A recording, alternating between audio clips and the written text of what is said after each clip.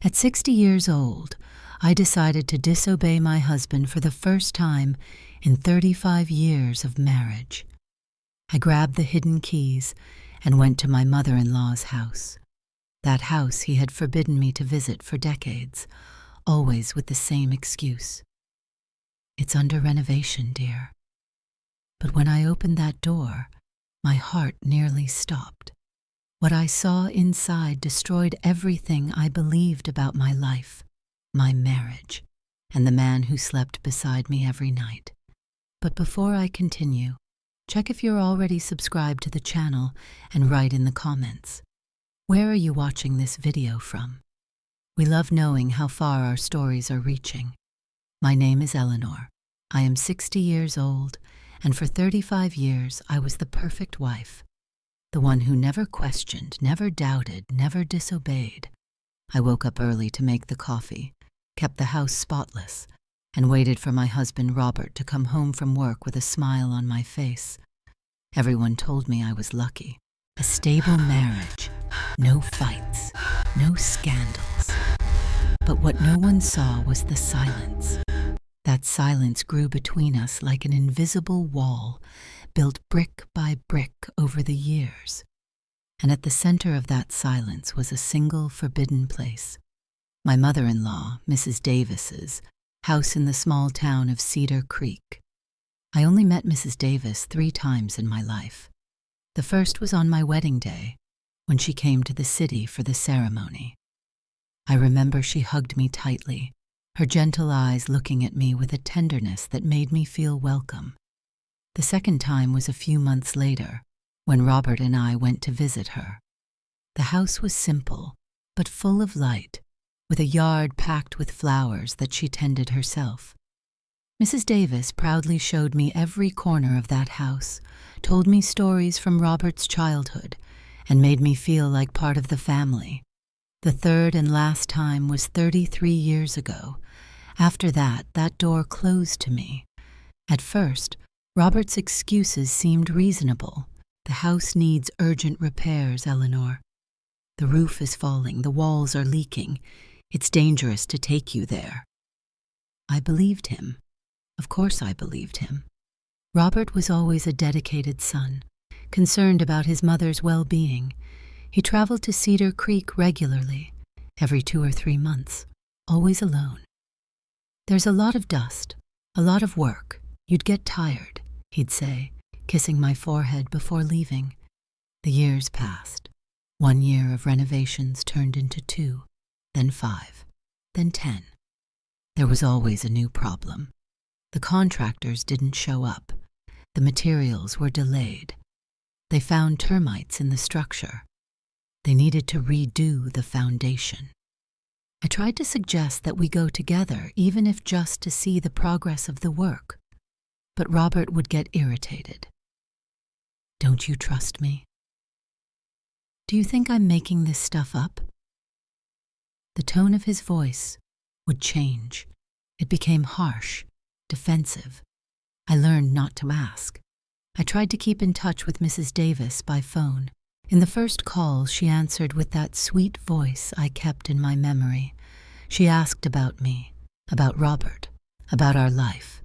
But whenever I mentioned a visit, she sighed. "Ask Robert, honey. He knows what's best." Over time, the calls became rarer. Mrs. Davis seemed increasingly distant, more tired. And then, about 5 years ago, her phone simply stopped working. "The device broke," Robert explained. "You know how it is, my mother doesn't understand those modern things. I tried to buy her a cell phone, but she can't use it." Once again, it seemed logical. Once again, I swallowed the explanation without questioning.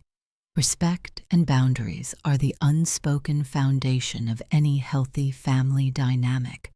It's crucial to acknowledge when these limits are being tested or outright ignored, regardless of who is setting the rules. Every adult, especially a parent or in-law, deserves autonomy and open communication, not to be hidden behind a veil of convenient excuses. Recognizing the red flags early can prevent small cracks from turning into irreparable rifts. Minimum 50 words and maximum 70 words. But something inside me began to change 6 months ago. It was an ordinary night. Robert had returned from another business trip that included a stop in Cedar Creek.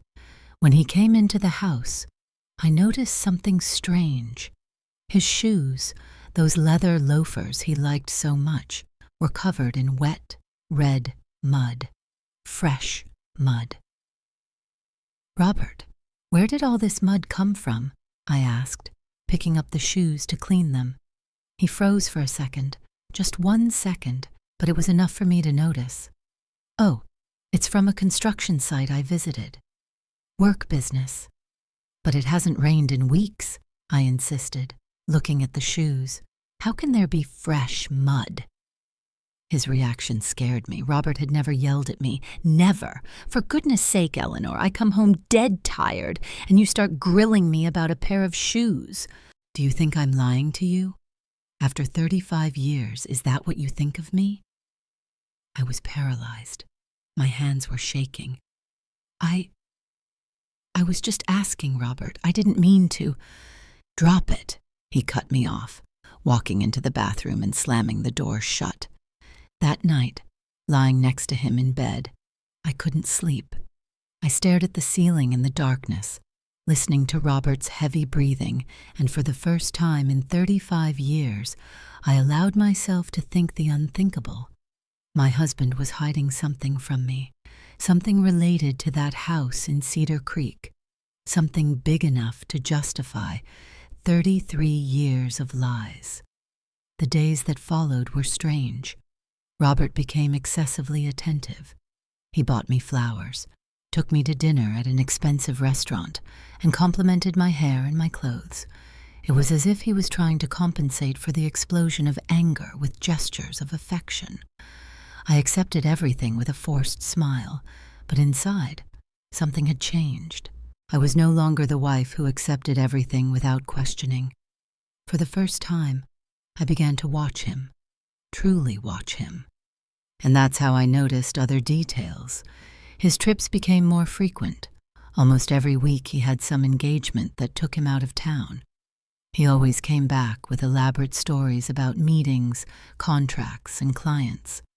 But now I was paying attention to the small things, the different cologne that sometimes lingered on his clothes, the way he smiled at his cell phone when he thought I wasn't looking, the calls he always answered in another room, speaking softly.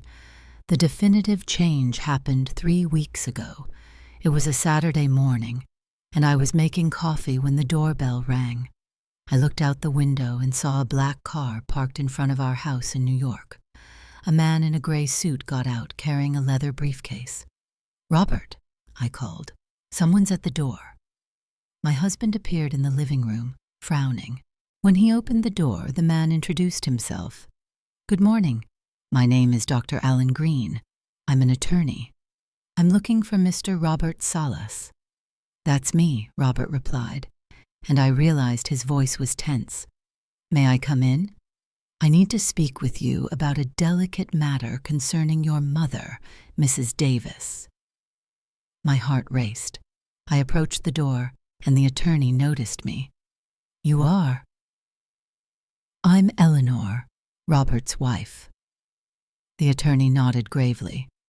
Perhaps it would be best if the lady also heard this. We sat in the living room.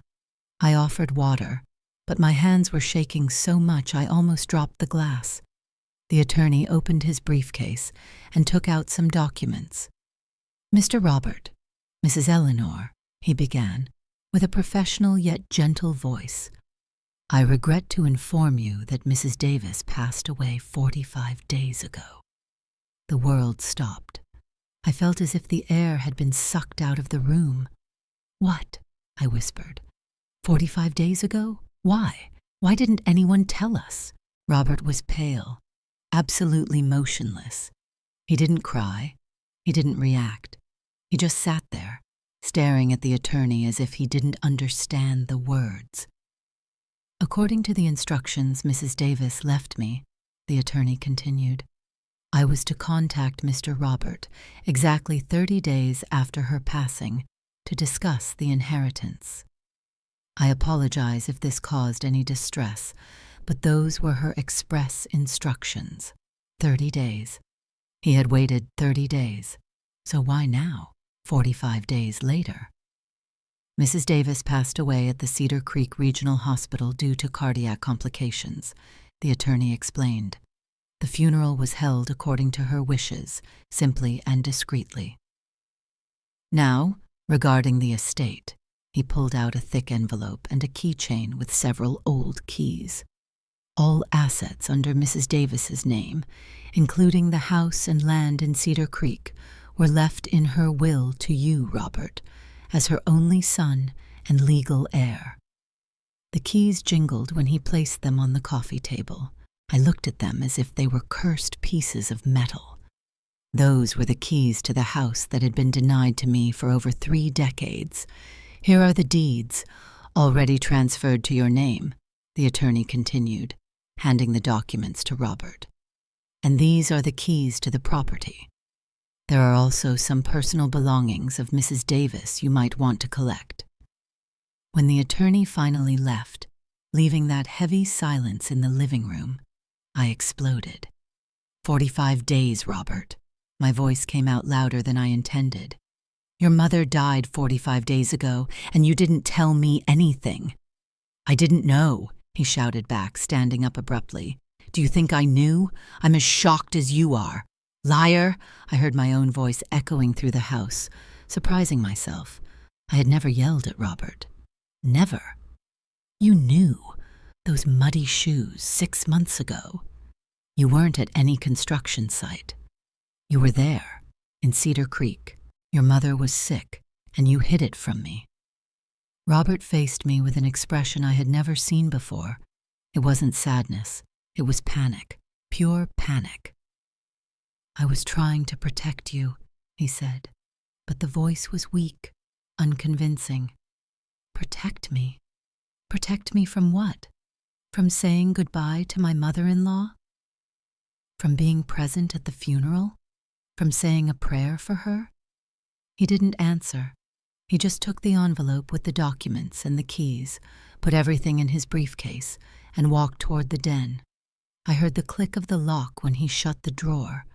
I was left alone in the living room, trembling with anger and pain. It wasn't just Mrs. Davis's death that hurt me, although that hurt deeply. It was the lie. It was the realization that the man I had lived with for 35 years was capable of hiding something so important, so devastating. That night I couldn't eat dinner. I stayed in the kitchen, staring blankly, trying to put together the pieces of a puzzle that didn't make sense. Why would Robert hide his own mother's death? Why was that house so forbidden? What was in Cedar Creek that he didn't want me to see? And then I remembered something.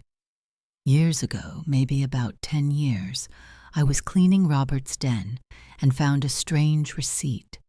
It was from a building supply store in Cedar Creek, but the amount and values caught my attention. They were monthly purchases, always at the end of the month, always with high values. At the time when I asked Robert, he said it was for his mother's house renovation. It made sense, so I didn't question it. But now I wondered, were those receipts really for renovation, or were they for something else? In the next 3 days, Robert barely spoke to me. He locked himself in the den, answered calls in a low voice, and seemed nervous, agitated. I watched him from the corners, studying his every move, every expression, and I realized he was afraid that I would discover something. The importance of protecting oneself and speaking the truth cannot be overstated. When a partner's behavior shifts from supportive to secretive and aggressive, it's a clear signal to be cautious. We must always prioritize our safety and mental well-being over maintaining a false sense of peace. The truth, no matter how difficult, is the only path to genuine freedom and security. Minimum 50 words and maximum 70 words. And then, on the fourth morning after the attorney's visit, Robert announced, "I need to travel for work. It's urgent, a major project in another state. I'll be gone a week, maybe 10 days. I looked at him, at the suitcase that was already packed by the door, at the way he avoided my gaze. How convenient, I thought. Your mother just died, and you have to travel. But I didn't say anything out loud. I just nodded. Okay, have a good trip. The decision came like a flash of lightning. As soon as Robert left the house with his suitcase and that ill-concealed air of relief, I knew exactly what I needed to do. At 60 years old, for the first time in my life, I was going to disobey my husband. I was going to Cedar Creek. I was going to see that house with my own eyes. But first, I needed the keys.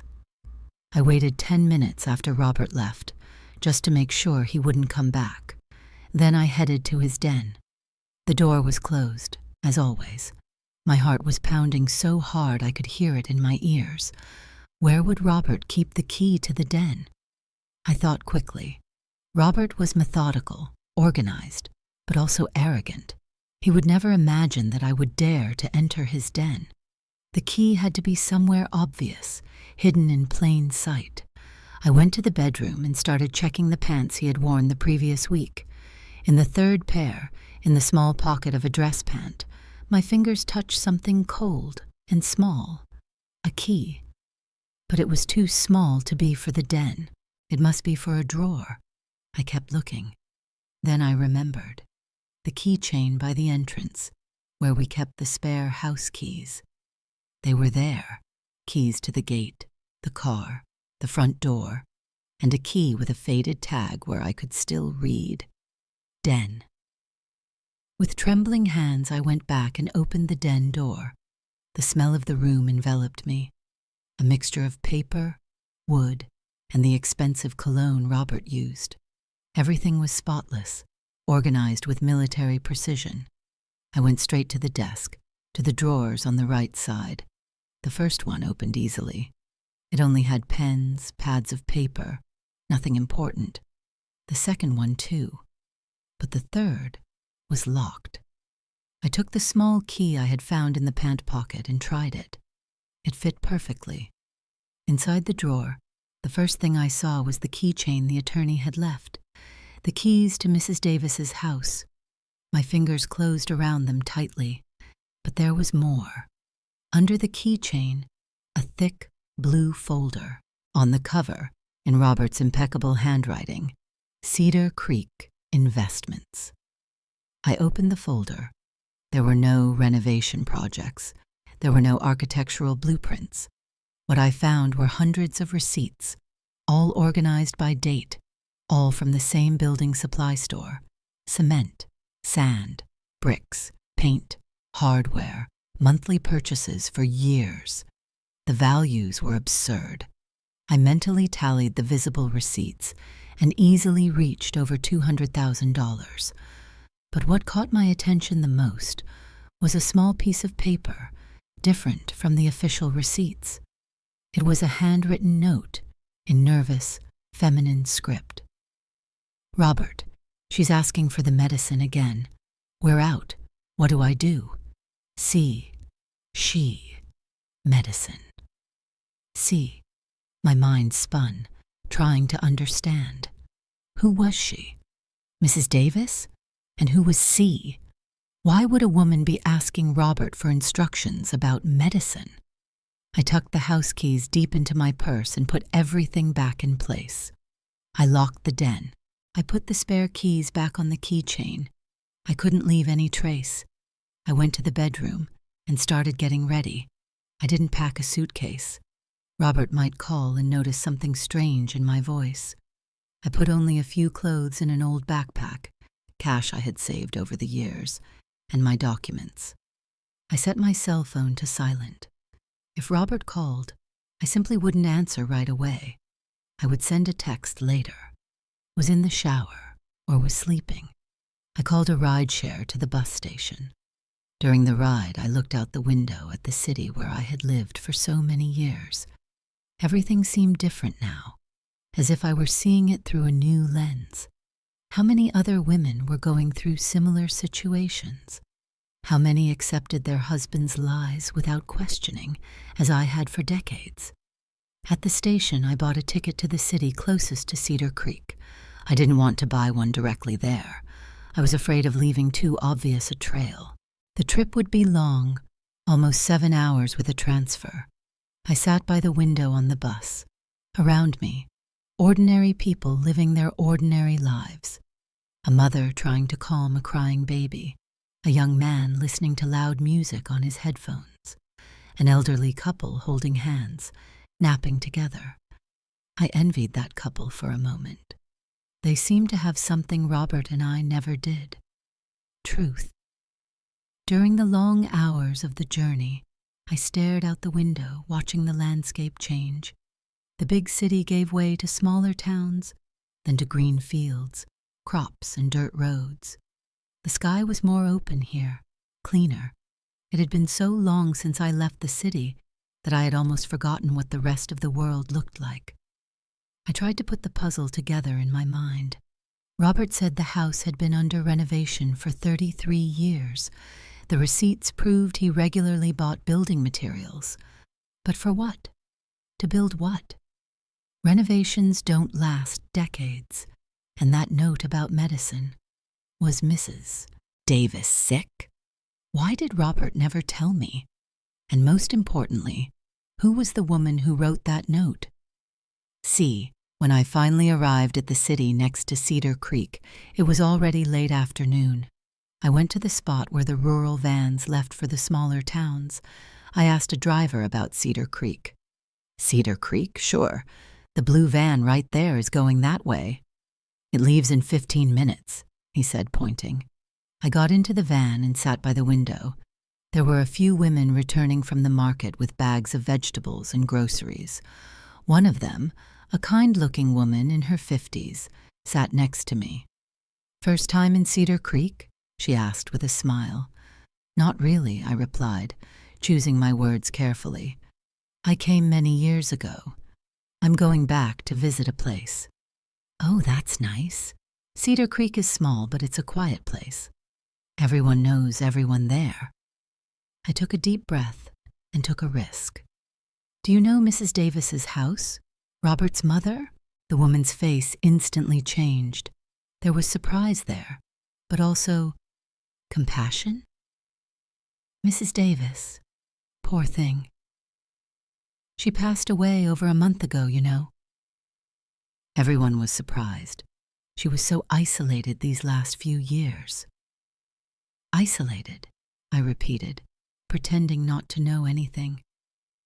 "Yes, Mrs. Davis used to be an active woman. She attended church meetings, took care of her garden. But a few years ago, she just disappeared. Robert, her son, built that tall fence around the house. He said it was for security, but it looked more like a prison. No one saw Mrs. Davis anymore. When we asked, Robert said she was frail, that she couldn't receive visitors." My stomach churned. "And the house?"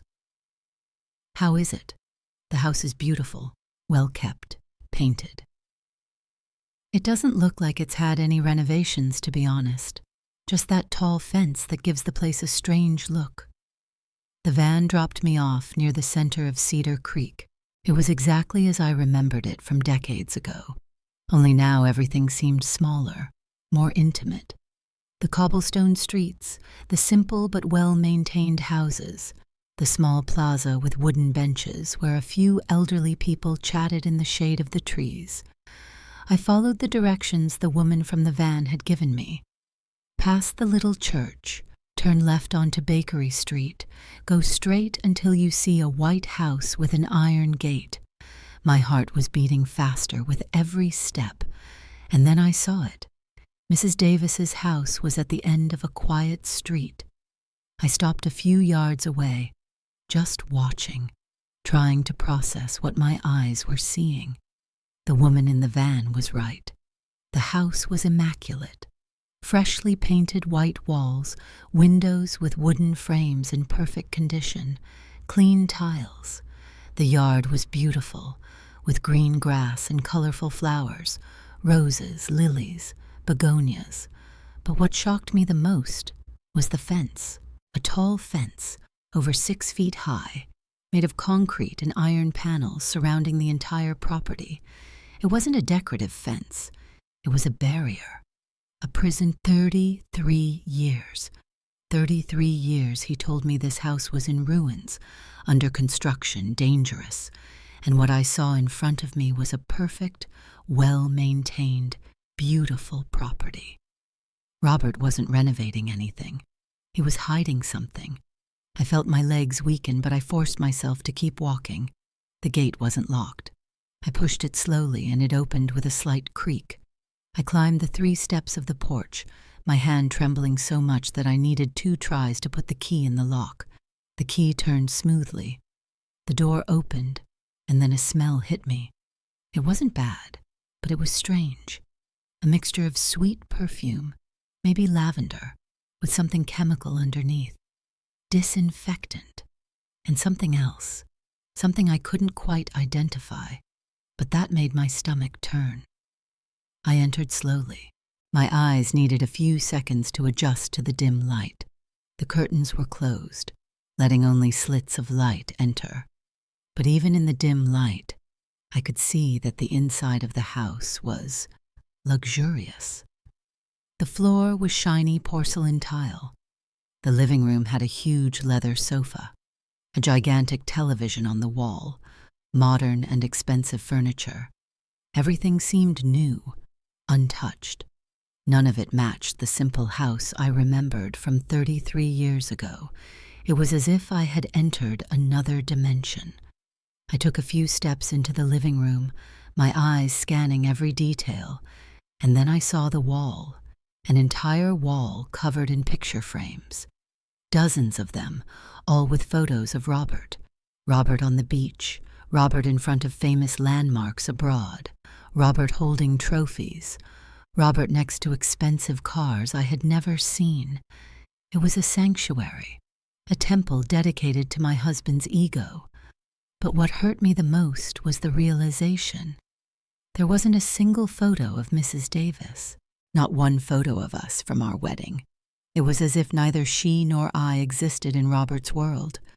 I took a deep breath, trying to control the emotions that threatened to overwhelm me.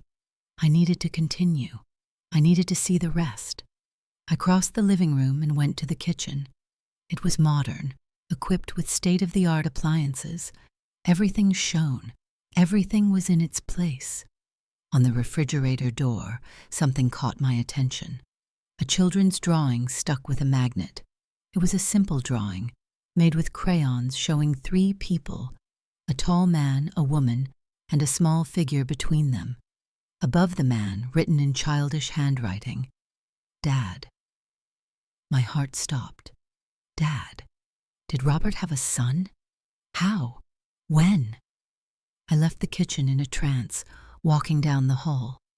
There were several doors. I opened the first, an empty but well-decorated room. The second, a pristine bathroom.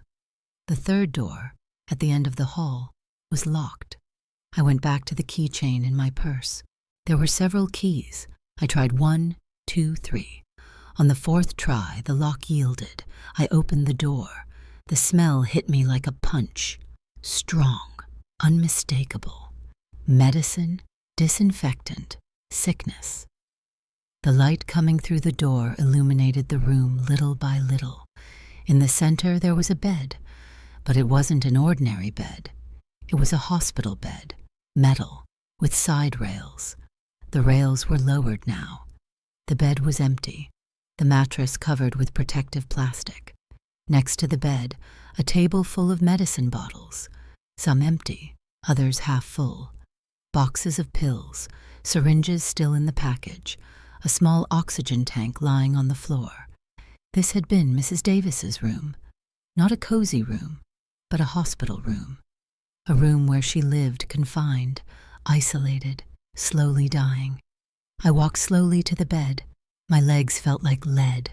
I touched the cold metal rails and imagined Mrs. Davis there, alone, scared, asking for help that never came. But there was something else. The room was large, and I realized it was divided. The area around the bed was somber, with that hospital smell, but on the other side, I turned and almost passed out. The other half of the wall was painted a cheerful light blue, and it was completely covered with photographs. Not the narcissistic photos of Robert alone that I had seen in the living room. These were family photos. In all of them, Robert appeared with a woman. She was young, pretty, with long dark hair, and in her arms, or between the two of them, there was always a child, a boy about 5 or 6 years old, with Robert's same eyes and smile. There were photos at the beach, at amusement parks, at birthday parties, photos in this very living room where I was, the 3 of them hugging on the leather sofa I had just seen, and the cruelest photo of all, a photo taken in this room with Robert, the woman, and the child posing and smiling, and Mrs. Davis in the background, lying in the hospital bed, a fragile, desolate figure serving as a backdrop to that happy family charade. My legs wouldn't support me anymore. I collapsed onto the cold floor, my vision blurred by tears. It all made sense now, terribly so. Robert had another family, another life. This house wasn't for Mrs. Davis. It was for them, for the woman and the child. And Mrs. Davis, she had been turned into a prisoner in her own home, forced to witness her son building a parallel life, a lie that lasted decades. I don't know how long I was there, sitting on the cold floor of that room that smelled of death and betrayal. It could have been minutes or hours. Time lost its meaning. Everything I knew, everything I believed in, had crumbled. 35 years of marriage, 35 years next to a man I thought I knew, and he had another family, another son, another life he kept hidden here, in this house, while deceiving me with excuses about endless renovations. Finally, with great effort, I got up. I couldn't break down now. I needed proof.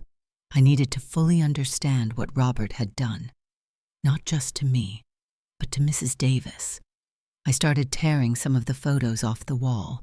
I didn't care when the frames fell and the glass shattered on the floor. I needed those images. They were proof of everything. Then I remembered the medicine. I went to the bedside table and opened the drawers. The first had more bottles of vitamins and common painkillers. The second had syringes, cotton, alcohol. But the third drawer was locked. I looked around and saw a small key hanging on a nail behind the door. I opened the drawer. Inside, beneath some of Mrs. Davis's old clothes, I found a notebook. It was one of those simple school notebooks with a blue, hard cover. My hand trembled as I picked it up. I opened the first page. It was Mrs. Davis's handwriting. I recognized it immediately, although it was a little shaky. The date was 4 years ago. Robert told me he's going to renovate the house.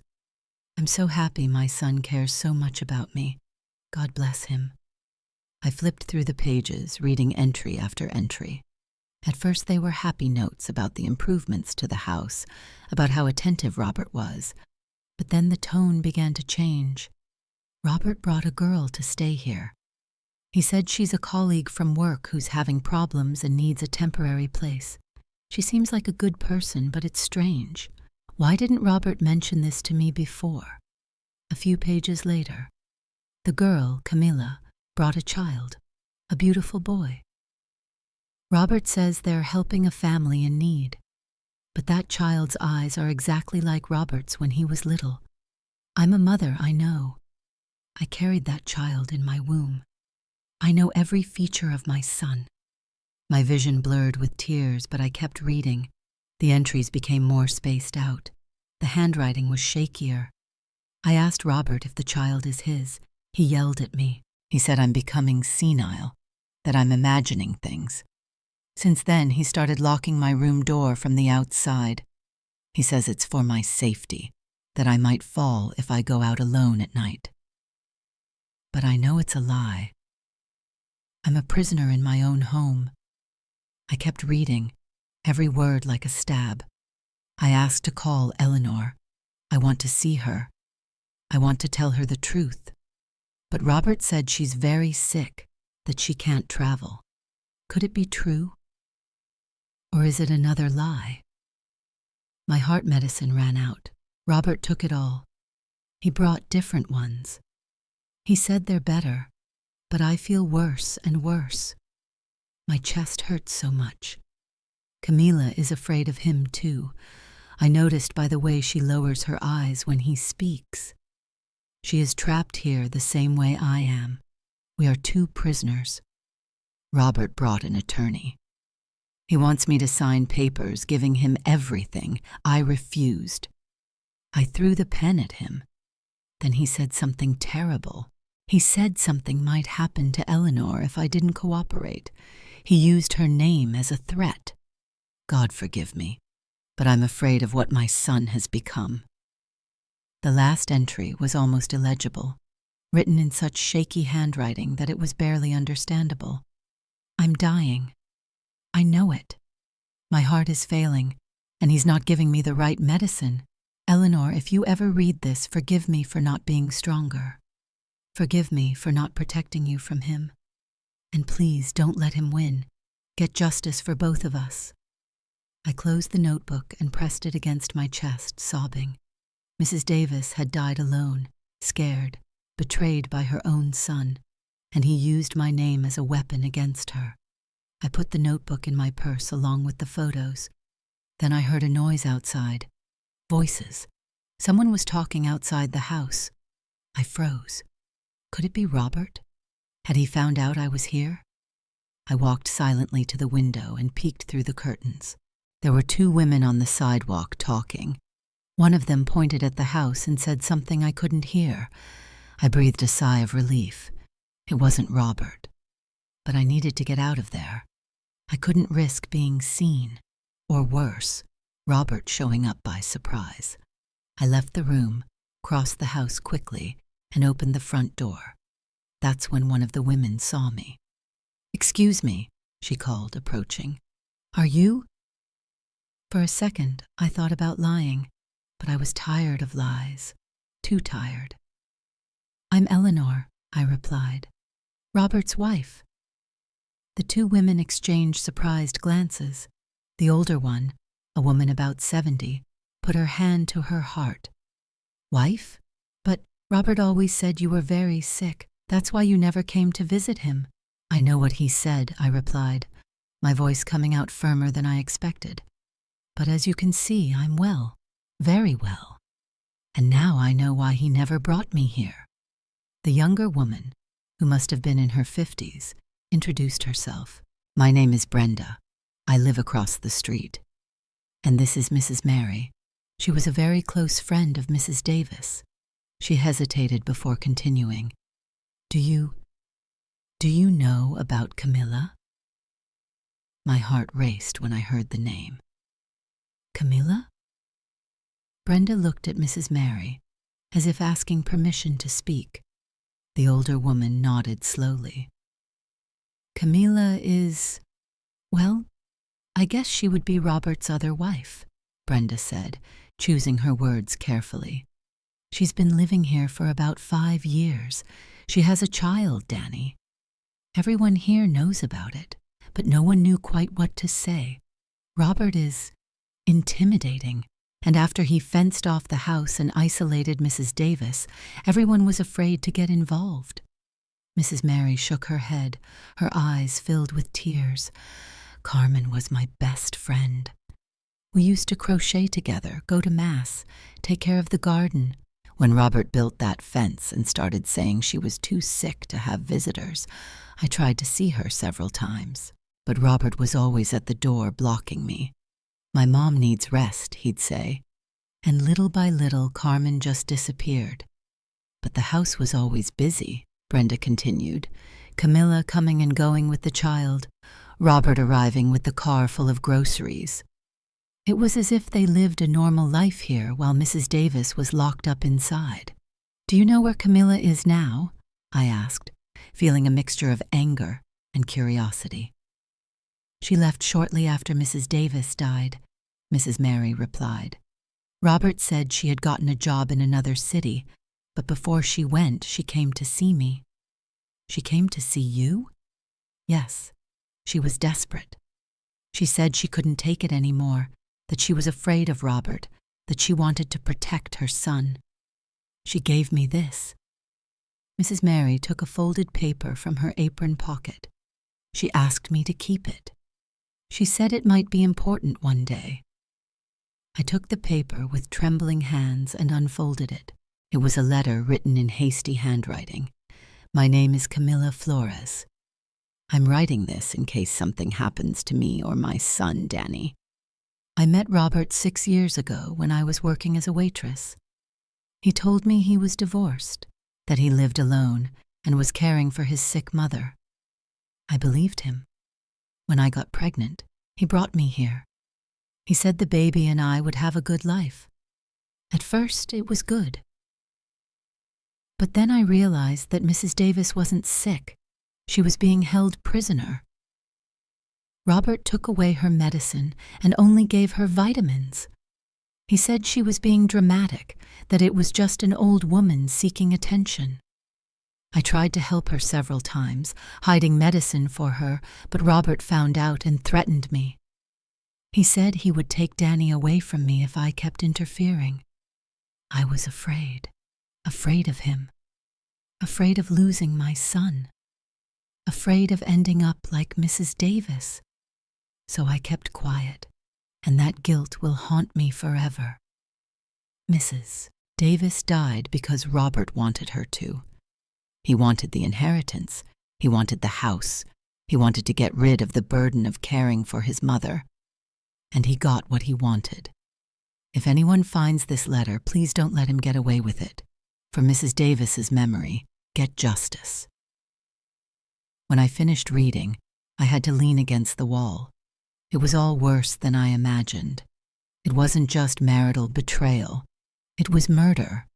Robert had killed his own mother, withholding the necessary medication. "Where is Camilla now?" I asked. "I don't know for sure," Mrs. Mary replied.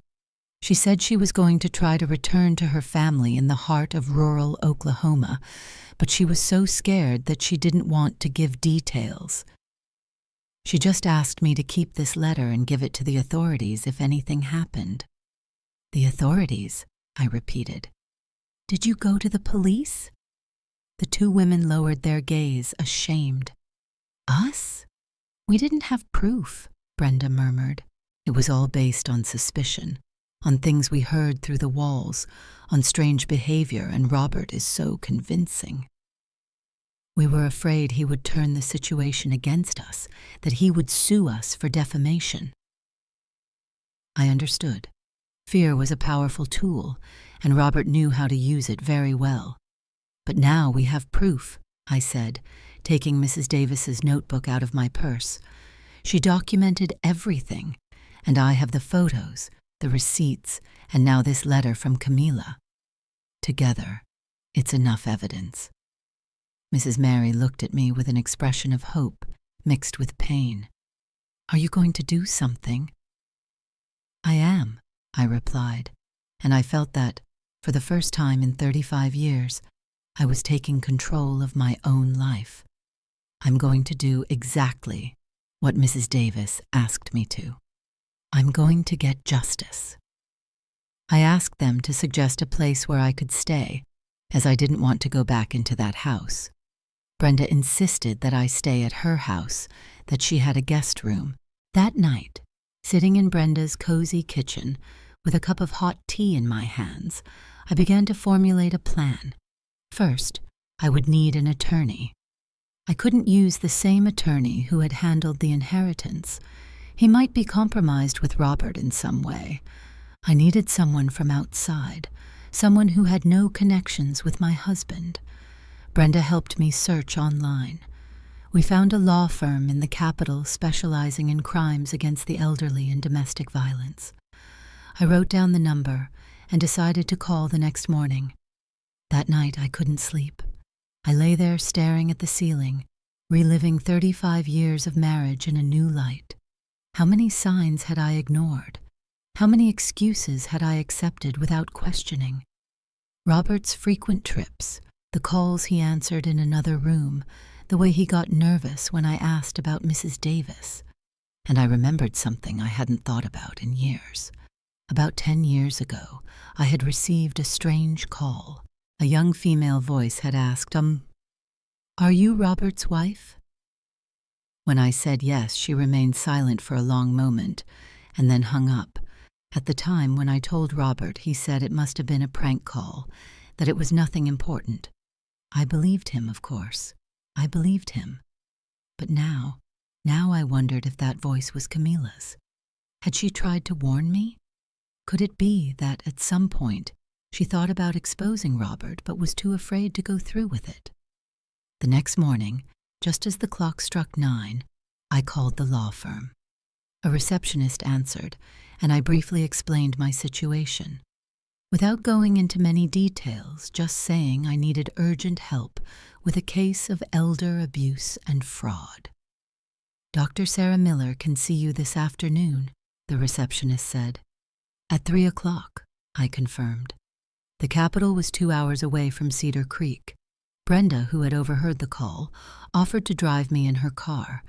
During the drive, I told her everything: the 35 years of marriage, the lies, the discovery of the house, Mrs. Davis's diary. Brenda listened in silence, only nodding occasionally. "You are very brave," she said when I finished. "Many women in your situation would simply go home and pretend they didn't see anything. It's easier to live in the lie than to face the truth." "Maybe," I replied, "but I owe it to Mrs. Davis. She died alone, scared, asking for justice. If I don't do something, she will have died in vain." The law firm was in a modern building downtown. Dr. Sarah Miller was a woman about 45, with short hair, modern framed glasses, and a serious but gentle expression. I sat in front of her desk and, for the first time, told the complete story to someone. I showed her Mrs. Davis's diary, the photos I ripped off the wall, Camilla's letter, the receipts from Robert's drawer. The attorney examined everything in silence, her expression growing graver. When I finished, she took off her glasses and rubbed her eyes. "Mrs. Eleanor," she said finally, "what your husband did is not just marital betrayal or misconduct. It is a serious crime. Depriving someone of necessary medical care, especially a vulnerable person like an elderly woman, can be classified as felony homicide or, at minimum, neglect of a dependent, resulting in death." "What do I do now?" I asked, my voice trembling. "First, we go to the police. With this evidence, they can open a formal investigation. They will exhume Mrs. Davis's body to perform an autopsy if necessary. They will investigate her medical records, prescriptions, everything. They will also want to talk to Camilla and the witnesses in Cedar Creek. And what about my marriage? I recommend you file for divorce immediately. And given the circumstances, we can also request a restraining order to keep Robert away from you. If he was capable of doing this to his own mother, we don't know what else he is capable of." The idea of Robert being arrested, of our entire marriage being publicly exposed, scared me, but it was the right thing to do. That same day we went to the precinct. I gave my full statement. I handed over all the evidence. The police officers were shocked by the diary. One of them, an older man who said he had recently lost his own mother, had tears in his eyes when he finished reading. "We're going to catch that scumbag," he murmured. "No mother deserves this." The lieutenant explained that they would need my help to locate Robert. He still believed I was home, oblivious to everything. "He'll call me at some point," I said. "He always calls when he's traveling. I can make him believe everything is normal." And that's exactly what happened.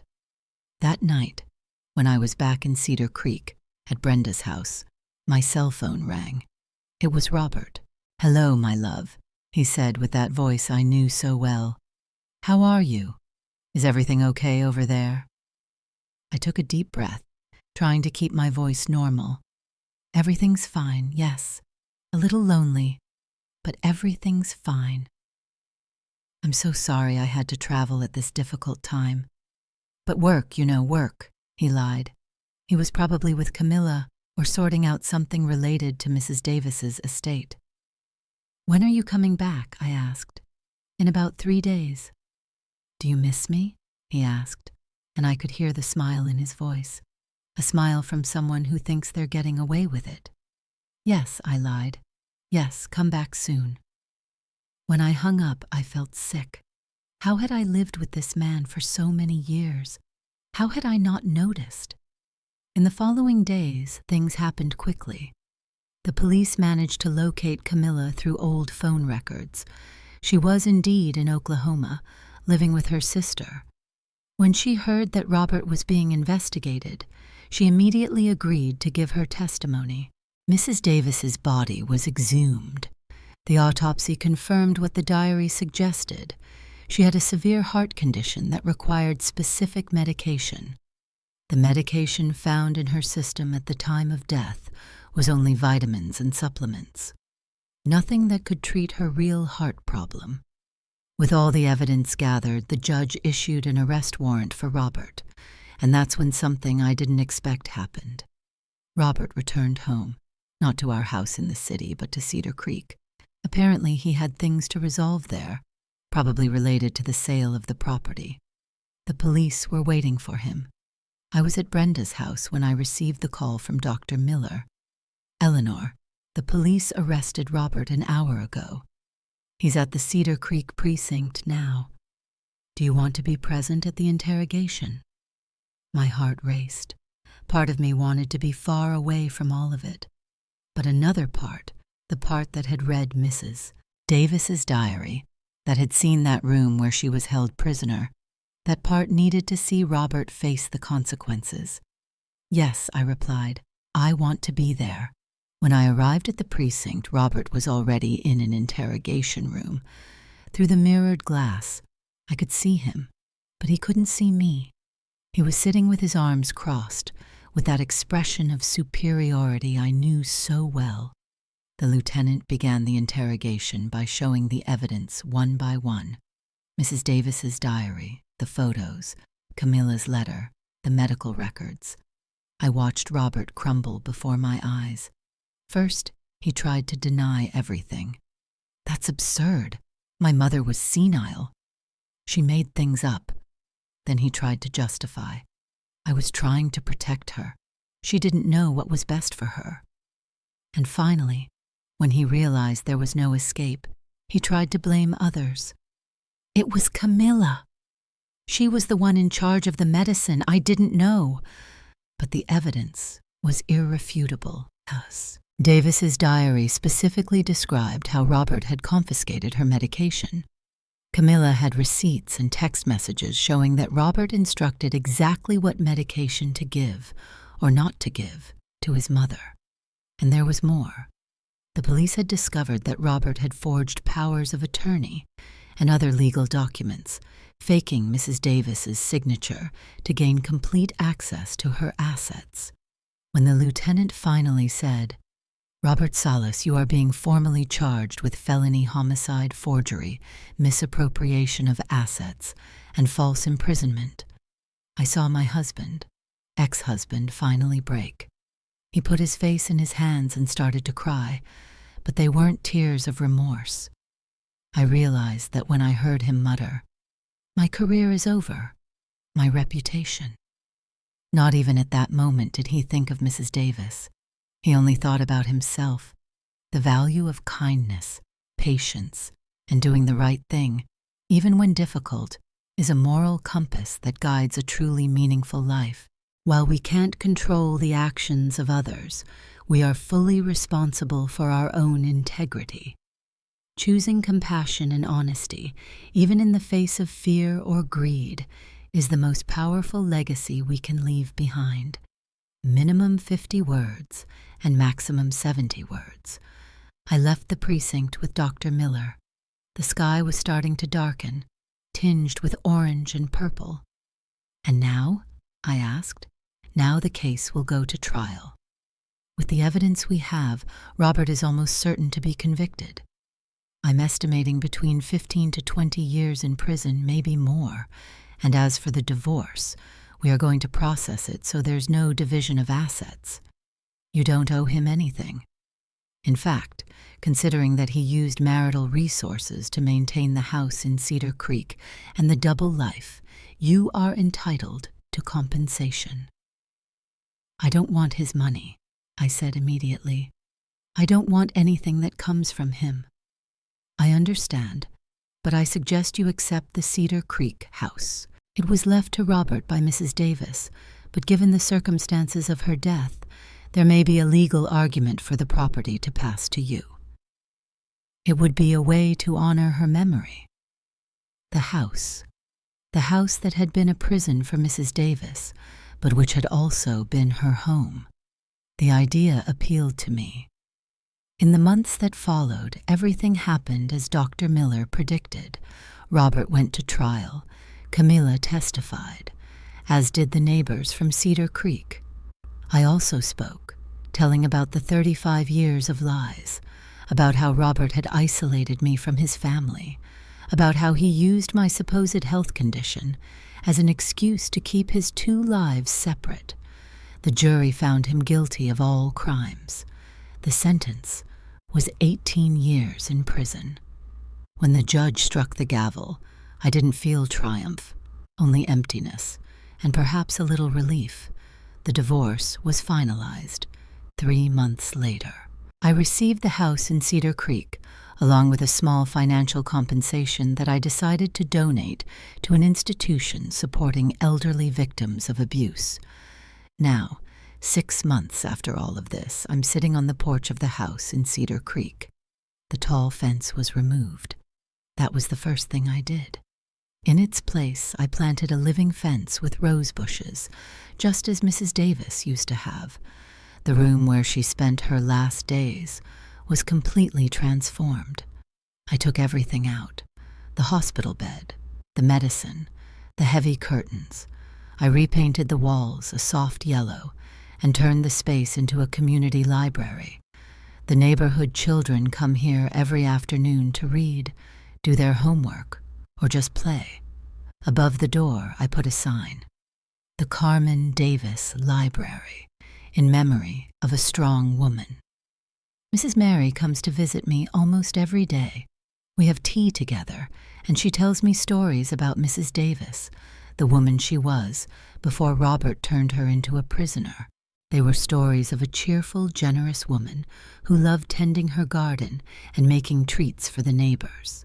Sometimes I sit here on the porch and think about how my life changed. I spent 60 years being the perfect wife, the obedient woman, the one who never questioned. And it was only when I decided to disobey, when I took those keys and opened that forbidden door, that I finally found the truth. It was the most painful truth of my life, but it was also liberating. I learned that no matter the age, it's never too late to start over. Never too late to demand justice. Never too late to honor those who can no longer fight for themselves.